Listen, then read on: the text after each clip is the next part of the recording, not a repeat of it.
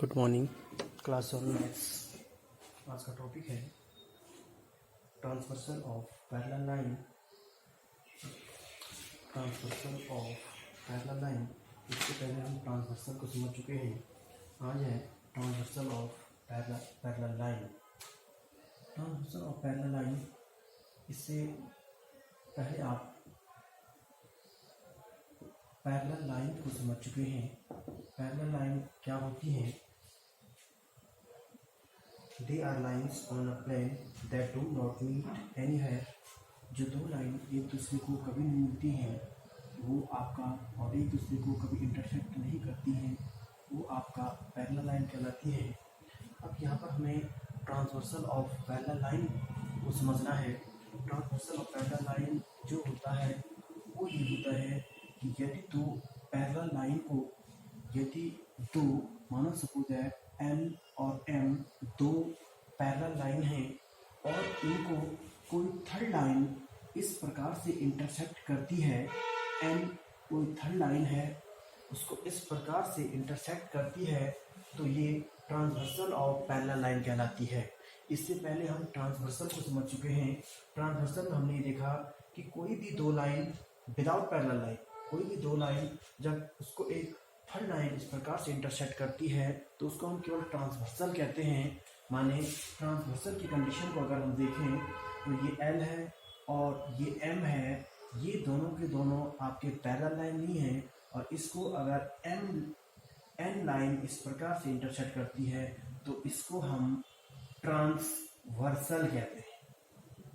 ठीक है, लेकिन इसको हम ट्रांसवर्सल ऑफ पैरेलल लाइन कहते हैं। इस कंडीशन में हमने सारे एंगलों को देख लिया था, 1 2 3 4 5 6 7 8 कि कौन सा इंटीरियर एंगल होगा, कौन सा एक्सटीरियर एंगल होगा, कौन सा करस्पॉन्डिंग एंगल होंगे। ठीक है, ये हम सब कल समझ चुके हैं। इस कंडीशन में आपके पास नोट पॉइंट क्या है? यहाँ पर भी सेम कंडीशन है कि जो भी आपके पास एंगल बनेंगे इसमें भी उतने ही एंगल बनेंगे जितने ट्रांसवर्सल में बने। यहाँ पर अगर ट्रांसवर्सल और पैरेलल लाइन में क्या होता है कि जो आपके करस्पॉन्डिंग एंगल होते हैं वो इक्वल होते हैं। ठीक है, ट्रांसवर्सल वाली कंडीशन में करस्पॉन्डिंग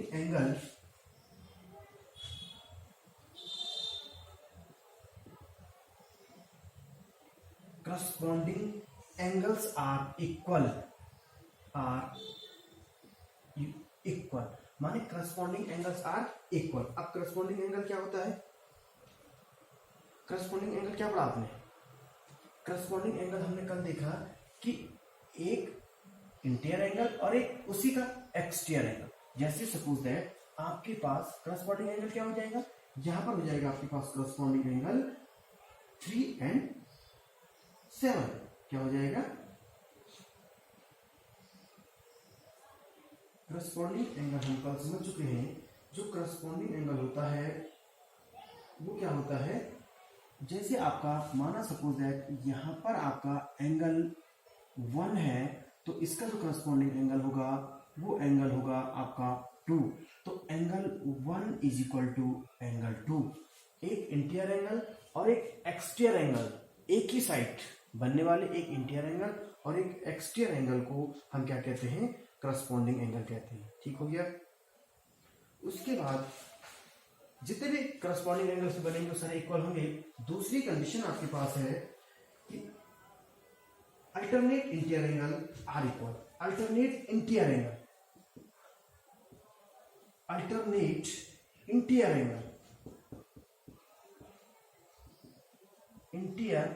एंगल आर इक्वल। अब alternate interior angle, alternate means हमने कहा कि जैसे 1 है तो यहां पर अगर 3 है तो ये यहाँ, सॉरी ये एक्सटीरियर हो गया, 1 है और यहां पर अगर 3 है तो एंगल 1 इज इक्वल टू 1 और 3 आपके क्या हो जाएंगे? इंटीरियर एंगल हो जाएंगे। Interior, alternate interior angle. ठीक हो गया, अल्टरनेट इंटीरियर एंगल। उसके बाद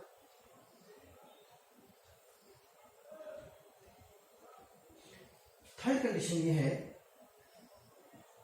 कि हमने कल देखा कि जब ट्रांसवर्सल में एक ही side, then each pair of interior angle, each pair of interior angle, each pair of interior angle on the same side, on the same side of the transversal, same side of the transversal are supplementary, supplementary से पहले हम पढ़ेंगे क्या, किसे कहते हैं supplementary angle, supplementary. देखिए, each pair of interior angle on the same side of the transversal are supplementary. अब सेम साइड कौन से हो जाएंगे, each pair of interior angle on the same side, ये सेम साइड हो गए, जैसे 1 और 4, तो एंगल 1 और प्लस एंगल 4 क्या होना चाहिए, सप्लीमेंट्री मीन्स 180 होना चाहिए, कॉम्प्लीमेंट्री मीन्स 180 होता है, और सप्लीमेंट्री मीन्स आपका क्या होता है 180 होता है। ठीक है, अब सेम उसी कंडीशन में हम कह सकते हैं, माना सपोज दैट यहाँ पर क्या है 5, तो angle 5 plus angle 3 is equal to 180। तो यहाँ पर कंडीशन क्या है आपके पास कि अगर आपके पास क्या है ट्रांसवर्सल और पैरेलल लाइन है, तो ट्रांसवर्सल और पैरेलल लाइन में ये कंडीशनें आपकी क्या हो जाती हैं, अप्लाई हो जाती हैं कि जो अगर इसी कंडीशन में ट्रांसवर्सल वाली कंडीशन में आपके करस्पॉन्डिंग एंगल जो होगा वो यहाँ पे हो, लेकिन यहाँ पर क्या हो जाएगा, करस्पॉन्डिंग एंगल इक्वल हो जाएगा, इंटीरियर एंगल आपके इक्वल हो जाएंगे, और आपके एक साइड बनने वाले एंगल क्या होगा, सप्लीमेंट्री। ठीक है, तो इस चैप्टर में आपके पास इतना ही था। आप इसके बाद आपका नेक्स्ट चैप्टर चलेगा दी ट्राइंगल एंड इट्स प्रॉपर्टीज। तो इससे रिलेटेड आप क्वेश्चन और एक्सरसाइज करेंगे और आप होमवर्क चेक कराते रहेंगे। Thank you.